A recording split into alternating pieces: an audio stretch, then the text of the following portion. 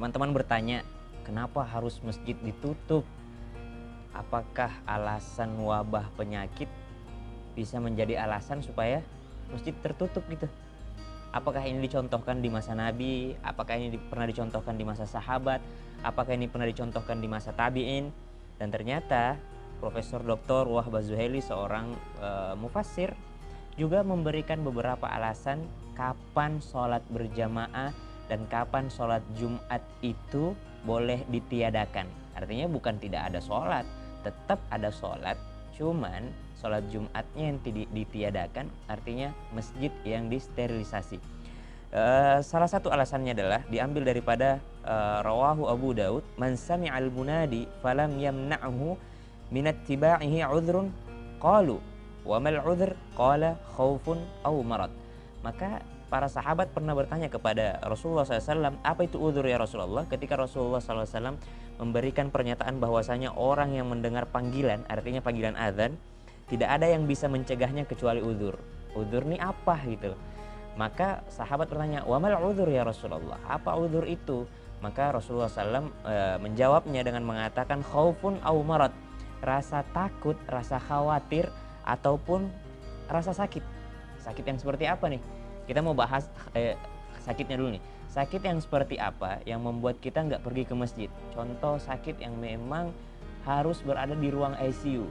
Kalau cuman sakit jerawatan, misalnya sakitnya cuman panuan misalnya kan, terus misalnya sakitnya alergi apa kayak gitu kan, masih bisa gitu.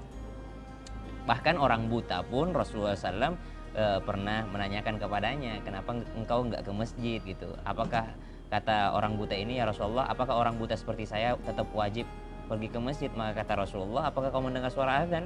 Maka kata orang ini, saya mendengarnya Rasulullah. Maka kata Rasulullah, iya, kalau kau mendengarnya kau tetap wajib untuk ke masjid.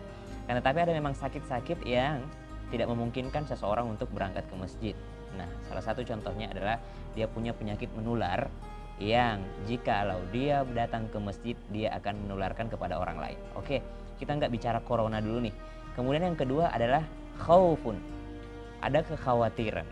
Kekhawatiran inilah yang sekarang terjadi. Kekhawatirannya apa? Satu, bukan hanya khawatir tertular, akan tetapi khawatirlah menularkan.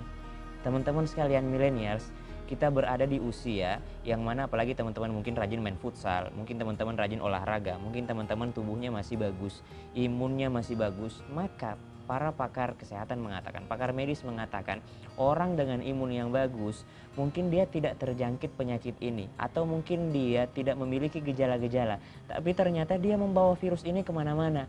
Bayangin kalau kita harus ke masjid dan dengan sistem penularan virus corona yang sangat cepat dan sangat mudah ini, berapa banyak orang yang akan kita tularkan. Dan orang-orang yang sangat beresiko, anak kecil, orang tua, orang dengan penyakit bawaan sebelumnya, maka mereka adalah orang-orang yang beresiko. Dan kita yang gak sadar ini, kita yang menularkan kepada mereka. Jadi kita gak salaman bukan karena takut tertular, tapi lebih berbahaya lagi kalau kita menularkan kepada orang lain.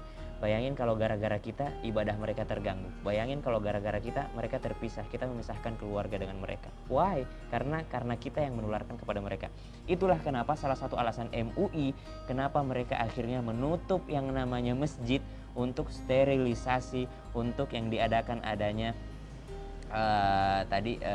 disinfektan, kita disemprotkan supaya steril lagi masjidnya.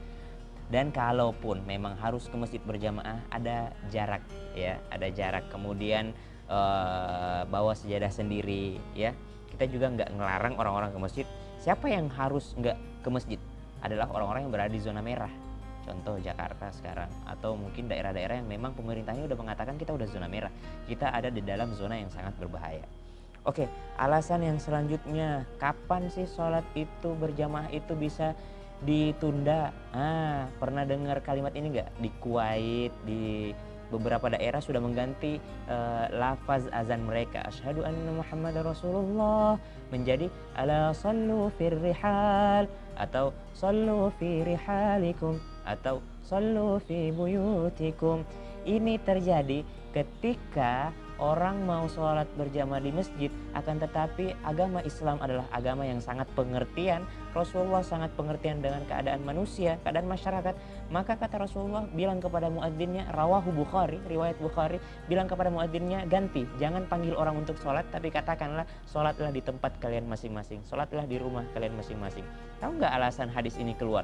Alasan hadis ini keluar adalah ketika musim dingin yang sangat mencekam, musim dingin yang sangat berbahaya, maka mereka dilarang keluar. Apalagi jikalau kita sekarang tahu bahwa virus ini sudah bertebaran di mana-mana, kita nggak tahu virusnya menempel di mana.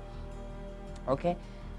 Kemudian pertanyaan selanjutnya, Ustadz, kita udah kasih tahu ke teman jangan keluar rumah, bahkan ke masjid pun enggak, bahkan MUI mengatakan sholatlah di rumah kalian, sholat Jumat pun lagi ditiadakan bukan berarti nggak ada sholat ya, sholat di rumah dengan sholat duhur. Bagaimana caranya sholat duhur di rumah? Ya sholat seperti biasanya, kita bukan Jumatan di rumah, tapi kita sholat duhur di rumah. Oh, ada satu hadis lagi yang sangat bisa memberikan kita contoh. An Muawiyah ibni Qurra an abihi anna Nabi sallallahu alaihi wasallam an hataini syajarataini wa qala man akalahuma falam yaqrabanna masjidana. Rasulullah SAW melarang dua tanaman, yaitu bawang putih dan bawang bombay, dan dia berkata, siapa saja yang makan dua tanaman ini jangan mendekati masjid kami. Kenapa? Karena mengganggu orang sekitar. Kalau orang dengan bau badan dan bau mulut saja diusir sama Nabi, diusir di sini dikatakan jangan mendekat dulu, bersihkan dulu itu baru engkau masuk, apalagi dengan orang-orang yang beresiko akan menularkan penyakit kepada orang lain. Kalau bau mulut dan bau badan saja Rasulullah sudah menghalangi mereka, apalagi dengan orang-orang yang beresiko.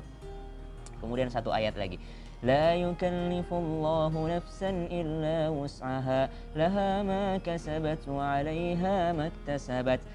Dari ayat ini pun kita sudah bisa mengambil pelajaran, Allah tidak membebankan seseorang di luar batas kemampuannya atau di luar batas kemampuan yang telah Allah berikan kepada mereka. Artinya apa? Ketika kita dalam keadaan seperti ini, maka Allah tidak membebankan kepada kita. Tapi tetap sholat 5 waktu itu adalah sesuatu yang wajib, baik kita laksanakan di masjid ataupun kita laksanakan di rumah. Selanjutnya, kalau kita sudah menyampaikan info ini, lalu masih ada teman yang ngeyel, kita kan harus percaya kepada Allah. Ngapain kita harus takut sama virus corona? Allah yang menciptakan virus ini, Allah pasti menolong kita. Ada satu video yang sangat lucu, cuplikan film, dan teman-teman bisa nonton cuplikan film ini, diambil dari Instagram. One day a man was drowning in the water. And a boat came by and said, "Do you need any help?" He said, "No, thank you, God will save me." Then another boat came by, said, "Do you need any help?" And he said, "No, thank you, God will save me." Then he drowned and went to heaven. And he said, "God, why didn't you save me?"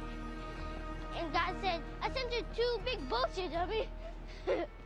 Oke, tadi di cuplikan film tadi mengatakan bahwasanya ada seorang yang dilanda banjir kampung itu. Kemudian dia naik di atap rumahnya. Teman-temannya udah berkata, itu ada perahu datang menolong kita. Kata orang ini, no, saya nggak mau ikut perahunya karena Tuhan pasti menolong saya. Maka perahu yang kedua datang, Pak, ayo aku tolongin, ayo naik ke perahu ini. Maka orang ini berkata, no, saya nggak mau ditolong sama kalian, saya akan ditolong sama Tuhan saya. Akhirnya orang ini pun terendam banjir dan dia pun meninggal dunia. Ceritanya orang ini pun sudah berada di akhirat, lalu dia bertemu dengan Tuhan, lalu dia berkata, Tuhan, kenapa engkau nggak menolong saya pas banjir? Apa kata Tuhan? Engkau sudah kukirimkan 2 perahu sebagai bentuk pertolongan saya. Engkau yang tidak mau naik ke atas perahunya. Sama dengan sekarang kita. Allah sudah memberikan kita rukhsah. Allah sudah memberikan kita keringanan. Allah menginginkan kita ikhtiar terlebih dahulu sebelum kita tawakal kepada Allah. Apa itu tawakal? Kata Nabi, seandainya seseorang tawakal seperti burung yang keluar dari sarangnya dalam keadaan lapar dan pulang dalam keadaan kenyang. Itu tawakal. Maka itu yang disebut dengan tawakal. Kata Nabi, seperti tawakalnya burung yang keluar dari sangkarnya, keluar dari sarangnya.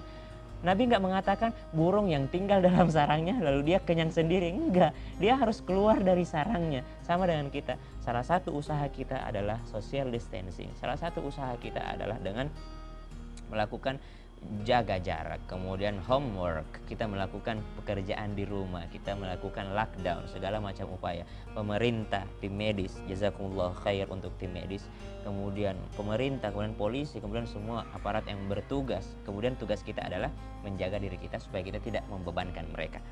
Oke, ada satu kisah yang sangat luar biasa tentang wabah penyakit ini, insya Allah tayang di episode 2.